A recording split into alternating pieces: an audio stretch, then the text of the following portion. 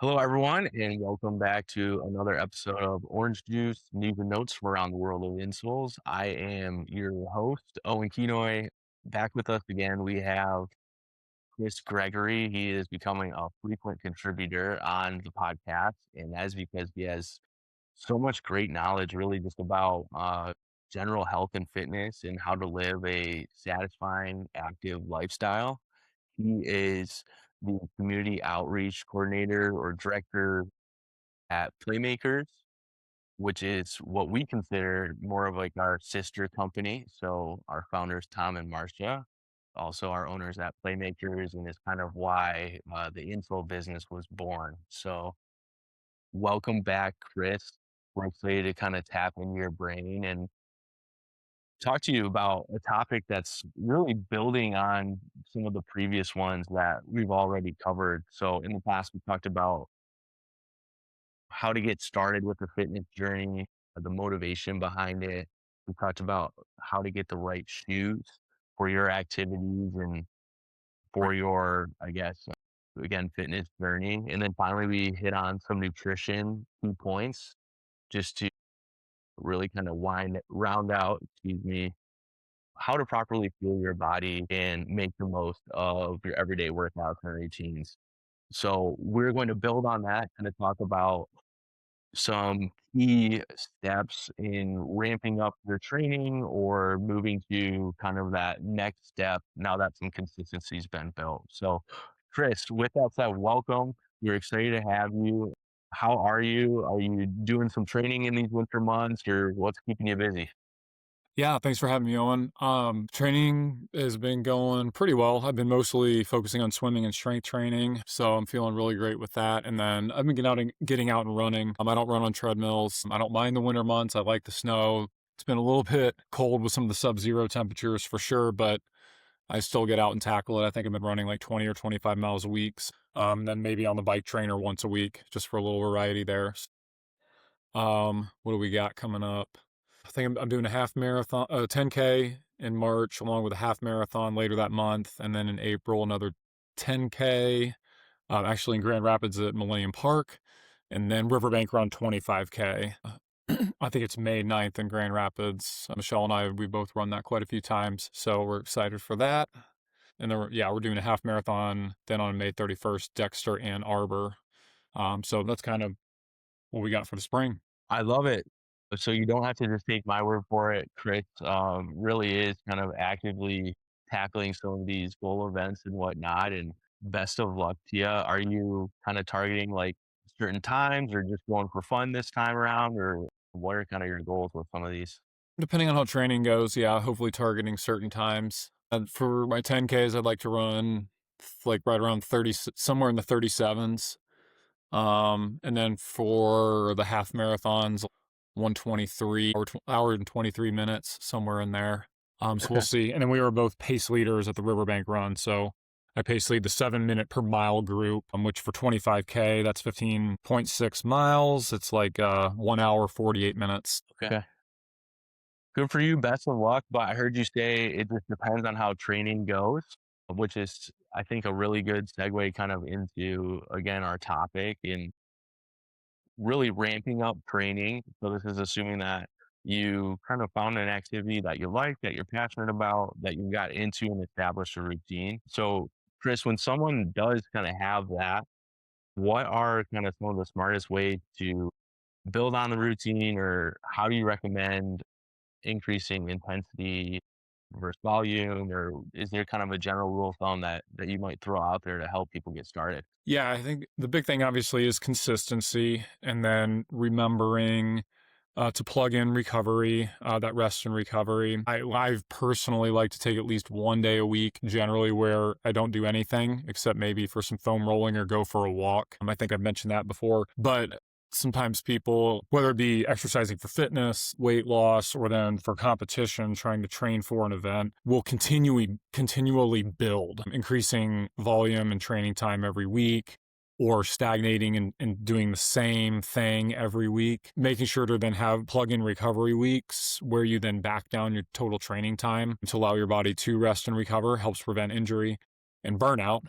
But then also trying not to increase intensity at the same time. It's very difficult for the body to absorb both, increasing your total amount of time and also the intensity. So you have to be very, I don't know what the word is, choosy. Not really choosy. You just have to be specific. What's that? Intentional. That's the word. You got to be intentional about how you do that. Yeah, if you let's just say a person trains for 7 to 8 hours a week, a recovery week might be like 4 hours, for example. And then if you have like 2 moderate weeks of training, maybe one you can have where you do a little bit more intensity, or on the week where you drop your total time, then you can maybe do a couple sessions where you are increasing the intensity. But finding a way to basically periodization is the word there. So be intentional about recovery and make sure that you're not just constantly trying to build, increase your total time and increasing intensity. That can lead to injury and burnout. Really good point about just balancing it and kind of listening to your body. Obviously, everyone has different activities and different ways to ramp up and different end goals in mind. Are there any recommendations you have for kind of like creating a plan or maybe having like a baseline to follow? I know one thing we've talked about in the past is even just using some of these AI platforms and letting it know like, hey, I'm doing some training for a half marathon. It's 3 months out, and here's my current routine. What do you recommend? Or are there more specific resources that you kind of look at? Training programs available online, a lot of them for free, where if you're laying out something, whether it be for a 10K, a sprint triathlon, maybe if someone's training for a half marathon or a marathon, give kind of the breakdown of your week by week, but then also month by month. The general rule of thumb is build 2 or 3 weeks and then recover on the third or fourth. So build two, recover one, or build three, recover one. It depends on a person's experience level. But yeah, there's a lot of good resources like Michelle and I use Strava, my wife Michelle, and in there you can use, there's like another partnership with a brand, a resource called Runna, Runna, and that can create programs based upon what your training looks like. And then we use Garmin Connect, which then uploads to Strava. And then that kind of gives ideas of what your recovery is looking like, and you can, tracking things and seeing how your sleep is and all of that. So yeah, plenty of programs you can use online, and then those AI resources as well. So yeah, different things the person can look at depending on their experience level and what they're training for. Yeah, I love those tools that you mentioned. And it is just very fascinating to me how technology has come along to pretty much track what's really going on with your body and interpret that data into different plans and routines and whatnot. So thank you for pointing those out. Are there any mistakes that people make when they're going from consistent to more or kind of ramping up mileage? Yeah, I think the biggest thing is, and I should also mention, given that I like multi-sport, I like swimming, biking, running, and then strength training and doing the mobility work, is being okay to say, if I feel tired, not doing your primary thing, finding another cross-training alternative, and Great then point. keeping up with the mobility work, or maybe incorporating yoga once a week, something different, which is more, um, you know, kind of total body mobility, stretching to allow the body to do something different that's balance and strength oriented mobility. But I think sometimes the biggest mistake is, oh, I feel good, I'm going to keep building. Or then if something in the program it says this specific workout, but then a person goes longer or at a higher intensity, and maybe they do a high intensity session and a longer session mixed in the same week when neither of those were there, and then suddenly a couple weeks down the road, then the body starts feeling it. So it's not respecting the recovery. I think is the big mistake. Like, I feel good, so I'm going to keep doing more. 100%. And these programs are obviously laid out and created with a lot of data and thought put into them, right? So, yeah, don't be smarter than the program, right? And stick to it. And feeling good at the end of a workout is a plus. You don't always have to push it to the limit, right? Exactly. You want to feel like you have a little bit more in the tank as you finish. Like if something is a little bit more of an intensity workout where it's intervals or a race pace session, yeah, you don't want to necessarily feel totally crushed afterwards. You want to, yeah, feel like you have a little more in the tank, and you could have done more, and respect the training program so that the body can absorb the training. Yeah. And yeah, more isn't always better. I think that will probably be pretty refreshing for some of our audience to hear. So when you are tracking progress, how do you recommend doing that? Or I guess is there an approach you take? Because there is, I guess, a competitive nature with all of us where we want to reach certain metrics and chase certain numbers. But what do you recommend just as far as tracking progress?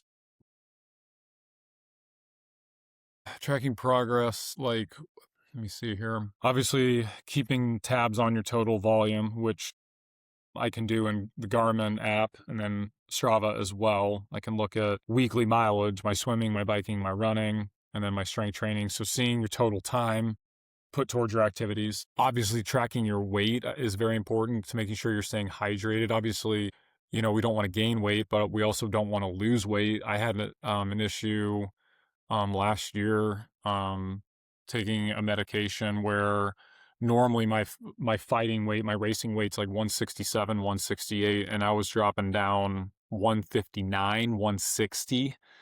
That is not good. Like, losing weight is not a good thing. You want to be able to maintain that right strength and that weight muscle ratio, and make sure you're rehydrating yourself. So making sure that you're not gaining weight, but also you don't want to lose weight. That might mean backing down a little bit and checking your calorie content. So there's that. And then also tracking your sleep, your resting heart rate. Resting heart rate's huge. The Garmin app will give that, like your body battery sleep score, with your HRV, your heart rate variability. And I notice Michelle does as well. If we drink a little bit, that throws off your sleep. Your sleep's not as good. That is, and it is very noticeable in there. Coming off of a harder or longer training session day, you can see the HRV is off.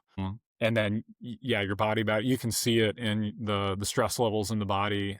So that is probably the most important thing, would be resting heart rate, your HRV, and what does your sleep quality look like? And then, are you maintaining weight? Like, know your, plus minus 2 pounds, 2 to 3 pounds, I would say. Like, you want to stay in that nice little window. So tracking all those metrics beyond just what is my training time and intensity. 100%. I love that answer because Chris is a competitive guy and his results and pace ultimately matter to him and he wants to do his best. But notice how he's doing that is through just tracking his overall health and wellness, really. Like, hey, am I at a healthy body weight? What is my resting heart rate? AKA, is my heart healthy? How am I fueling my body? Am I drinking enough water? Those are the simple things that Chris pointed to before he talked about tracking his end time or starting slower, not emptying the tank early on in your training. So I just love that answer. And again, hopefully it's another refreshing one for our audience where it's like, hey, focus on some of those more basic things and you're probably going to be in a much better spot to reach your goals. The way you worded that was great. In order to get from point A to point B, with creating a program, it's almost like you have to go from point B backwards. That's how a program is designed. So you are thinking about the end goal in mind, but you have to work backwards from there. And if you're not tracking your health metrics, then yeah, your training will be not as quality, and you might plateau early, get injured, all of those things. So yeah, keeping up on those tabs. If you're not healthy and feeling good, then you can't get healthier or perform better. Point. And building on that a little bit, when people do kind of feel stuck or maybe they're not feeling their best, you're just not making progress, are there any recommendations that you have? I mean, obviously, depending on the extent, you might want to go see a doctor, right? But any it's like general rules of thumb or things that you might point out? Yeah, I would say if it's very noticeable, yeah, that disclaimer of set up an appointment, go see your physician, make sure you have medical clearance for an exercise training routine for sure. But I would say, like, the things that I notice, like, get your blood work done. Hopefully Right. person's able to do that, they have good health insurance and they can get that done. But blood work's huge, and then take necessary supplements to bring certain things up. If they're low, you'll automatically start feeling better. I know for me, I keep up with my vitamin D3. I take anywhere from I think 1,000 to 10,000 IUs a day. And especially in the winter months, we've actually had some sunny Yeah. days. Generally, it's going to be cloudier and there's less daylight. The days are shorter. And I've been feeling actually pretty good. Michelle and I take a trace minerals, drops, and I've been actually feeling pretty good day to day, getting good sleep with that as well. So get blood work done if needed. Take a few extra rest days. Focus on getting better sleep, rehydrate, make sure your electrolyte levels are good, and then you're not eating too many like sugary foods or drinking too much. Sometimes I've gotten this trap before where it's like, oh, I'm exercising, I'm training, so I can eat more, I can eat whatever I want. Well, to an extent, I mean, you can afford some more empty calories to maintain weight and refuel glycogen, but you also have to get the proper nutrients in for recovery. And if you're eating less quality foods, that can catch up to you along with getting less sleep, or if you have some muscle aches or anything in that order. So I would say it's just all those little things. Take extra rest days if needed. Make sure you're getting good sleep. Lower the intensity. Maybe go out for a walk, or do some foam rolling and get a little bit of light mobility work. But yeah, make sure you're eating healthy and that you're not over consuming the less quality empty calories, because that'll make you feel sluggish and you won't feel as good when you are exercising. Such great points. Yeah, just because you're maybe hitting some of your fitness goals doesn't mean you should throw your nutrition goals to the side, right? Actually, it's probably more important to focus on your nutrition goals. You could argue. So I know another thing that you definitely brought to our viewers or listeners' attention is the role of cross training and variation. So just to really highlight that, because I think it's so important, what role does that play in staying motivated or even just healthy? Yeah, it's number one, variety is always good. For me, at least, it keeps me more motivated depending on what I feel like doing on a given day. Endurance sports, swimming, biking, running, rowing, the elliptical, stuff where it's repetitive, similar motion. We're using those same muscle groups over and over again. So by mixing it up and doing something differently, you're working those muscles differently, your body differently. So then you're kind of rebuilding different parts of the body, different muscle groups, where maybe you were breaking things down. So it allows for, um, I feel like a mental break, not just a physical break, but Yeah. the ability to say, this is different. I feel more engaged. You Yeah. kind of check out and start finding more muscle imbalances if you're doing those constant similar movement patterns.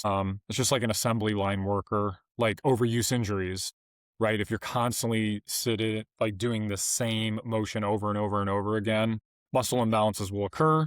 So by cross training, you can help prevent that, get a mental break, a physical break, and then, maybe rejuvenate yourself and go, oh, cool. And then be more excited when you go back to your primary thing. Such a great point. And there are so many different activities. So I know that people can get, or it's easy to get stuck in kind of a routine. And sometimes routines are helpful, but also it's often helpful to break your routine or switch it up a little bit for all of the reasons that Chris just mentioned. Chris, in our last podcast, we actually talked about kind of the difference between soreness and pain or injury. So for you, when you're training, are there certain signs that you look for that might kind of indicate that you're doing too much and you're experiencing more than general soreness? Yeah. So I would say muscle fatigue or DOMS, delayed onset muscle soreness, will be normal, especially after a longer session or a session that's a little higher intensity. And that's simply going to be like general body fatigue, and you can feel your muscles, they're sore. It's like, oh, I worked out. I feel that. A harder strength training workout is where that's commonly felt. That's fine. That's part of the process. Allow your muscles to recover, do something different, cross train. That's another thing with cross training and why I love swimming so much. For example, if my legs are sore from a hard biking or run, like a longer run workout, I can get in the water, get blood flow, but then the leg, I'm in that you're in that horizontal position, get blood flow, and then there's no pounding. So that's kind of nice. But I would say aches and pains would be if it's in a specific spot, more so at a joint, or it's beyond soreness. It's like achy and painful. Then you need to reassess and make sure you get that taken care of. Really great point. With that, are there Pain any bad, other, like, basically. Discomfort is part of it, but pain, where it's, you can't do your regular movement pattern, that's bad. and are there any, I guess, or is there certain like gear that you might recommend, or maybe like some health and wellness tools that you can use to, I guess, in the less in the case of pain, but more in the case of like general fatigue and soreness? But are there things that you recommend or use to help you out? Recommend for like general muscle soreness.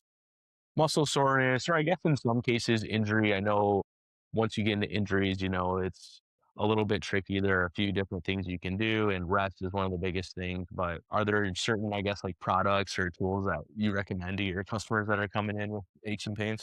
Yeah, the few big things that we have here at the store and that both Michelle and I use, and I've been using for years. I mean, 2 decades. Foam rollers, those are great. Yes, Roll things out, get some blood flow, loosen up the fascia and the muscle. Percussion guns, those can be helpful.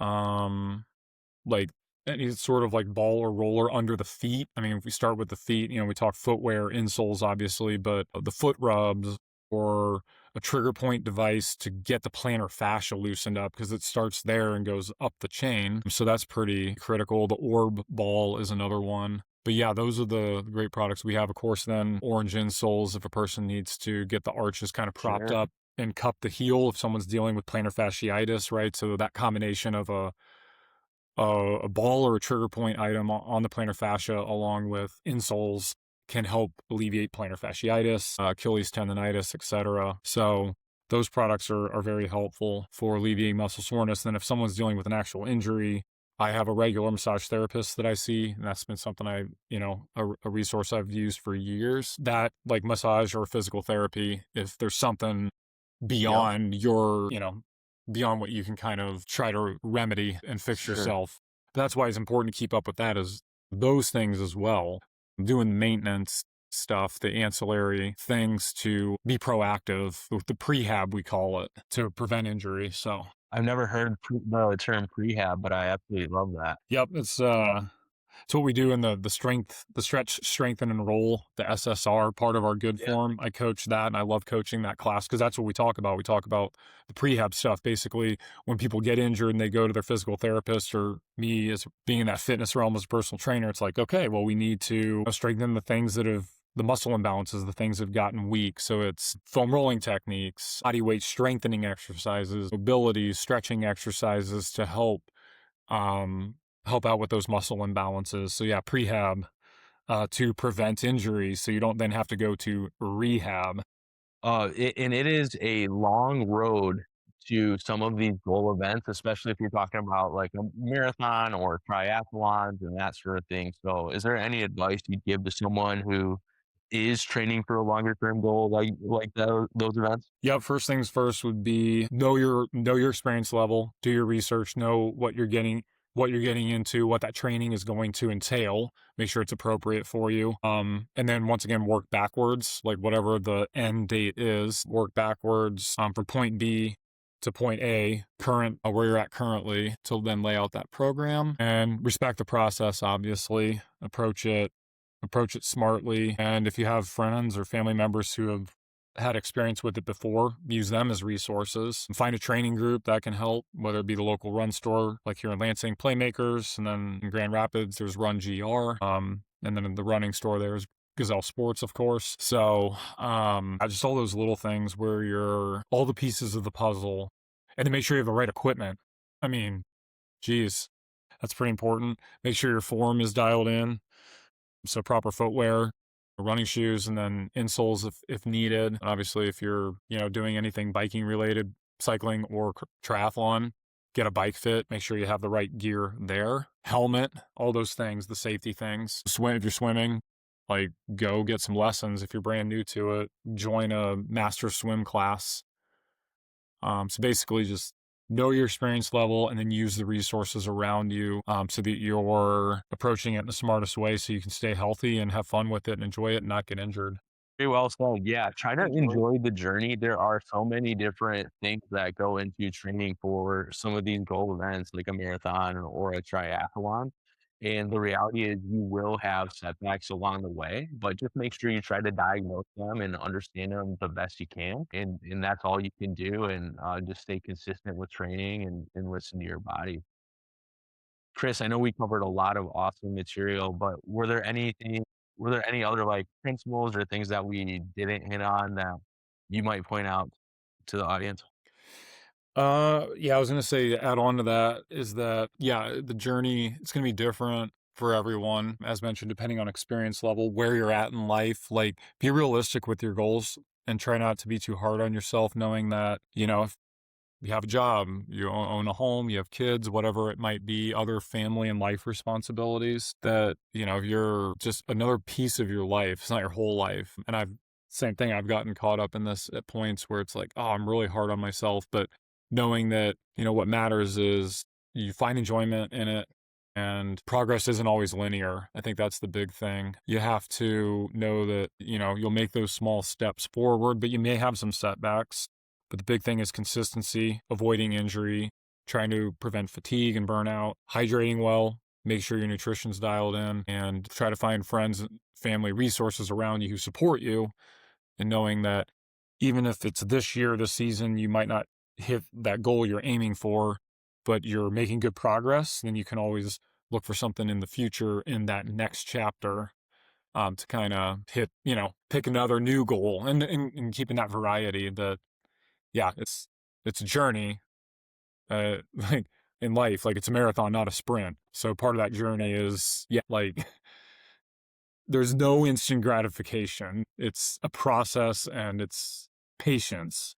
Well said. So remember, you're training for, a marathon, not a sprint.